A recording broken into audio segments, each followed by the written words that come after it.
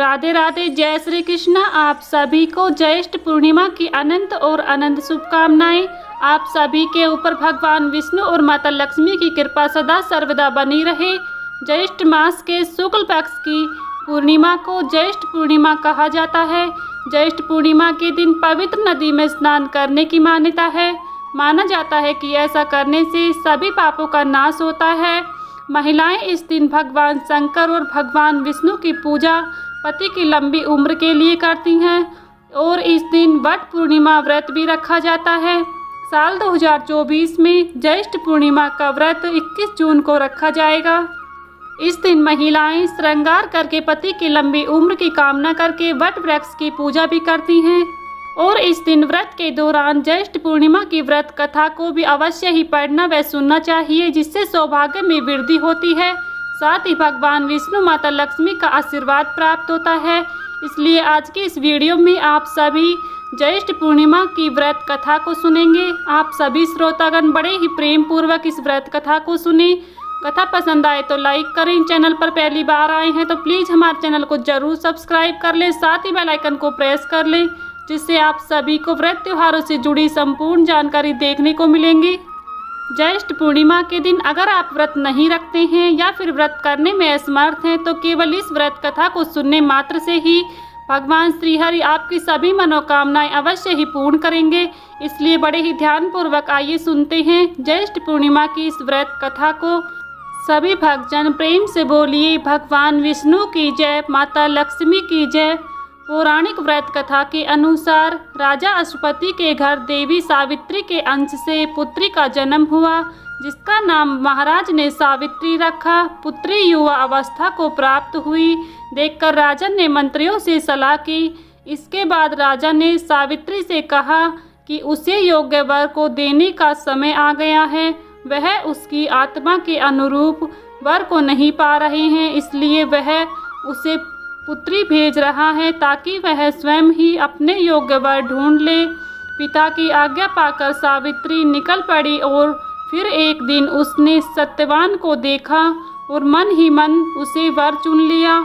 जब उसने देव ऋषि नारद जी को यह बात पता चली तब ऋषि नारद सावित्री के पास आए और कहने लगे उसका पति अल्प आयु है, वह कोई दूसरा वर देख ले। पर सावित्री ने कहा कि वह एक हिंदू नारी है, इसलिए वह पति को एक बार ही चुनती है। सावित्री की बात सभी ने स्वीकार की और फिर एक दिन उन दोनों का विवाह हो गया। एक दिन सत्यवान के सिर में अत्यधिक पीड़ा होने लगी। सावित्री ने वट वृक्ष के नीचे अपने गोद में पति के सिर को रख लिया, उसे लिटा दिया। उसी समय सावित्री ने देखा कि अनेक यमदूतों के साथ यमराज आ पहुँचे हैं, सत्यवान के शरीर को दक्षिण दिशा की ओर ले जा रहे हैं। यह देख सावित्री भी यमराज के पीछे पीछे चल देती है।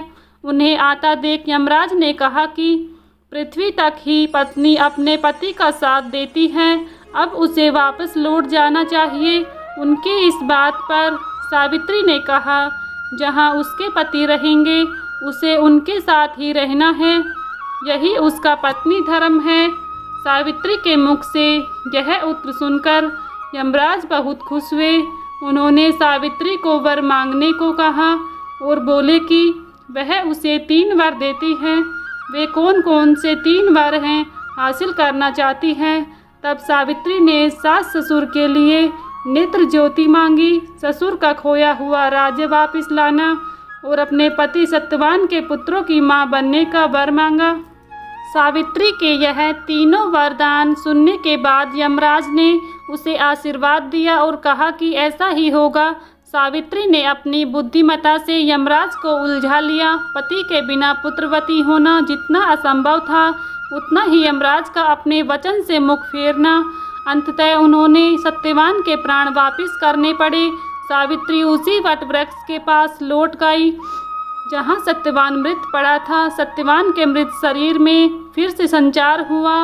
इस प्रकार सावित्री ने अपने पतिव्रता व्रत के प्रभाव से न केवल अपने पति को उन्हें जीवित करवाया बल्कि सास और ससुर को नेत्र ज्योति प्रदान करते हुए उनके ससुर को खोया राज्य फिर दिलवाया।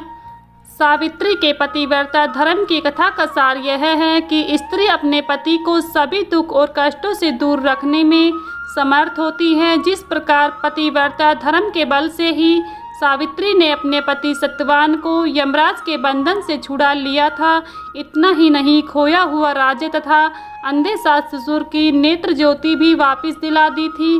ज्येष्ठ पूर्णिमा का व्रत करने से सौभाग्यवती महिलाओं की सभी मनोकामनाएं पूर्ण होती हैं और उनका अखंड सौभाग्य बना रहता है। तो भक्तों, यहीं पर ज्येष्ठ पूर्णिमा की यह पावन व्रत कथा समाप्त होती है। सभी भक्तजन प्रेम से बोलिए भगवान विष्णु की जय, माता लक्ष्मी की जय। अगर आप सभी को हमारी यह कथा पसंद आई है तो प्लीज़ वीडियो को लाइक करें। चैनल पर पहली बार आए हैं तो प्लीज़ हमारे चैनल को ज़रूर सब्सक्राइब कर लें, साथ ही बेल आइकन को प्रेस कर लें, जिससे आप सभी को व्रत त्योहारों से जुड़ी संपूर्ण जानकारी देखने को मिलेंगी।